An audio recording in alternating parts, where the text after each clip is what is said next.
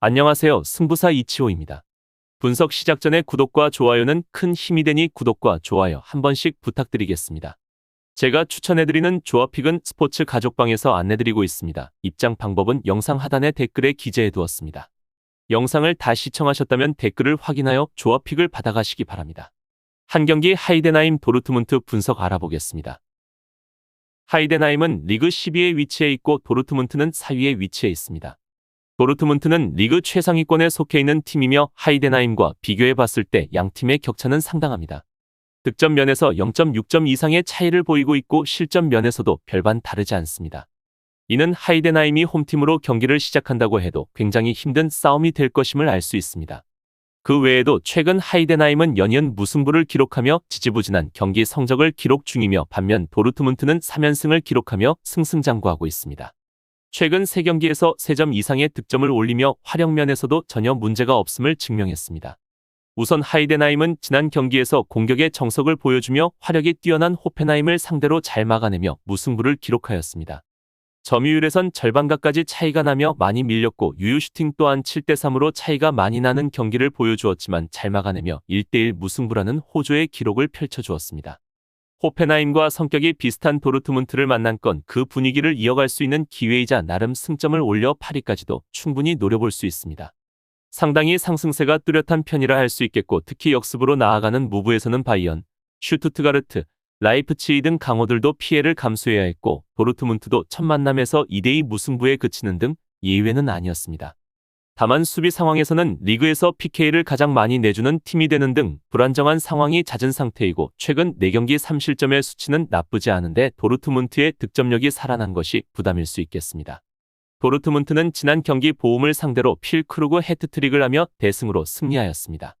역시 공격에서의 모습은 레반도프스키 이후 최고의 공격수라 불리우는 크루그의 활약이 눈에 띄었던 경기 점유율 2배, 유효슈팅 2배, 프리킥 2배 기록에서 모두 압승 결과까지 압승을 하며 승리를 하였습니다.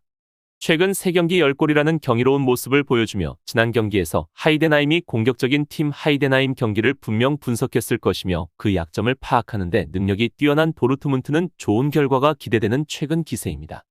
최종 결론을 말씀드리면 도르트문트는 최근 3경기 10골이라는 엄청난 공격력을 보여주었습니다. 특정 선수의 득점이 아닌 골고루 득점을 해주고 있는 도르트문트 공격에서의 화력 때문인지 수비는 사실 묻히고 있다고 봐도 될 정도입니다. 하지만 3경기 전까지는 산무를 기록 제대로 된 공격을 보여주지 못했던 것도 있었으며 나름 부진의 늪에서 이제 나왔지만 하이덴하임도 무시할 수 없는 것은 전술 성격이 비슷한 호펜하임을 잘 묶어내며 무승부를 기록했습니다. 하이덴하임 또한 공격에서는 그래도 나름 멀티골은 무난하게 넣어주는 공격력을 가진 팀인 만큼 방심해서는 안 될 것으로 보여집니다. 도르트문트는 이번 경기 홈 2점도 있고 2위와의 격차가 사실 남은 경기 대비 따라가지 못하는 점수는 아닌 만큼 동기부여가 확실하며 승리가 예상되며 두 팀 모두 난타전을 펼치는 팀인 만큼 다득점이 나오는 경기가 될 것으로 생각됩니다. 두 경기 레체 피오렌티나 분석 알아보겠습니다. 레체는 리그 14위에 위치해 있으며 피오렌티나는 리그 6위에 위치해 있습니다. 레체는 연이은 패배로 최근엔 3연패를 기록 중인 상황이며 이러한 상황은 선수들의 멘탈에도 큰 데미지를 줄 수 있습니다.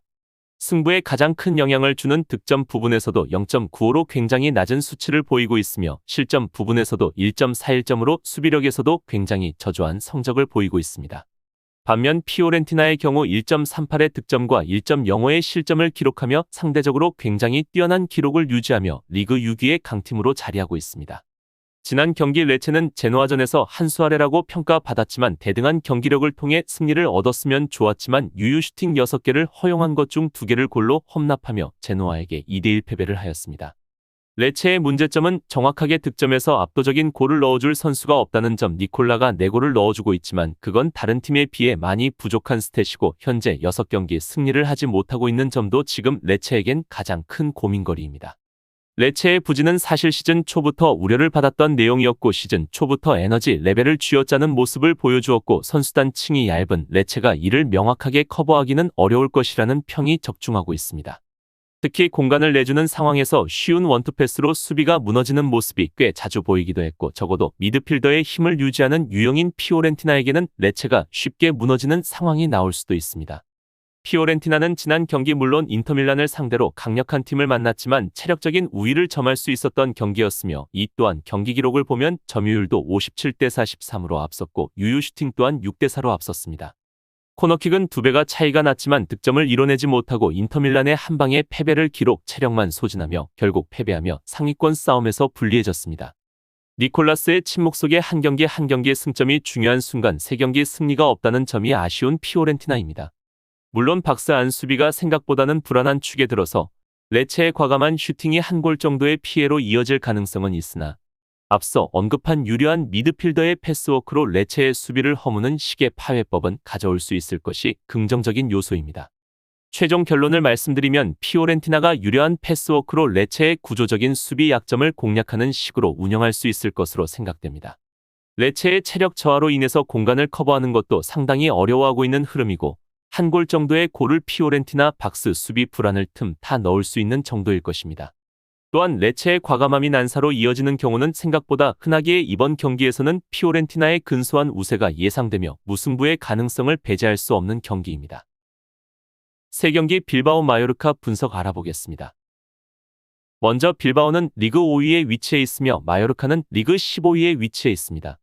빌바오는 수비력도 안정적으로 운영하며 실점을 최소화하며 상위권의 위치 공격력도 한 나쁘지 않은 모습으로 득점까지도 잘 해주면서 좋은 경기력을 보여주고 있습니다.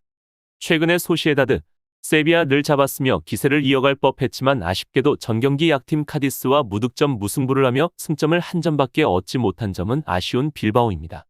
카디스와 0대 0으로 비긴 경기는 좀 아쉬웠지만 코파델레이 경기에서 연장혈투를 치르고 원정을 가는 것이라 니코와 산세트를 벤치로 돌리는 등 선발 명단에 변화가 있었음을 감안해야 할 것입니다. 아틀레티코 전을 앞두고 무조건 승리를 챙겨야 할 이 경기에는 두 선수가 그대로 나올 것으로 예상됩니다. 물론 마요르카의 500을 최근 3경기에서 아주 잘 공략한 모습은 아니었지만 올 시즌에는 온더볼 상황에서 니코가 꽤 성장을 한 모습이었고 카디스나 헤타페 등 잠그는 팀을 상대하는데도 득점력에서는 큰 문제를 드러내지는 않았습니다. 마요르카는 최근 실점, 득점도 크지 않은 모습으로 분위기가 나쁘지는 않다고 볼 수 있지만 승리를 하지 못하고 무승부로 승점을 쌓다 보니 리그 순위를 끌어올리지는 못하였습니다. 수비가 안정되어 있다는 느낌은 사실 없다고 봐야 하며 특히 공격 작업도 어려움을 겪는 등 여러모로 기복이 심한 현재의 마요르카입니다.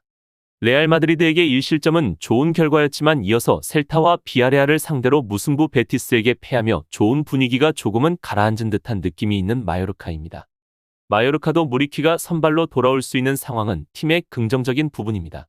다만 다르데르가 공을 가지고 전진하는 것은 1차적으로 상대의 전방 압박에 막힐 가능성이 매우 높을 것이며 결국 이러면 무리키를 향한 롱킥만이 유일한 공격 옵션이 될 것으로 보이는 상태입니다. 득점력으로 승부를 보는 팀이 아니라고 하지만 수비면에서 상대의 온더볼 역량이 상승했다는 점을 든다면 정교함에서는 마요르카가 일단 열세 전력입니다. 최종 결론을 말씀드리면 마요르카의 500을 기동력으로 쉽게 공략하는 모습은 아니었던 빌바오입니다. 하지만 니코의 온더볼 상황에서의 역량이 올 시즌에는 제법 올라온 모습이고 따라서 마요르카가 단순히 500을 가동한다고 해서 빌바오의 공세를 100% 차단하기에는 어려울 것입니다. 그렇기에 이번 경기에서는 빌바오가 조금 더 우세한 경기력을 보여줄 것으로 예상되며 저득점의 매치를 기대해 볼 수 있을 것입니다. 이상으로 분석 마치겠습니다. 지금 보신 분석 영상에서는 최종 조합픽을 드리지 않습니다. 초안 분석 내용이며 더욱 세밀한 분석 자료와 최종 조합픽은 댓글에 기재해 두었습니다.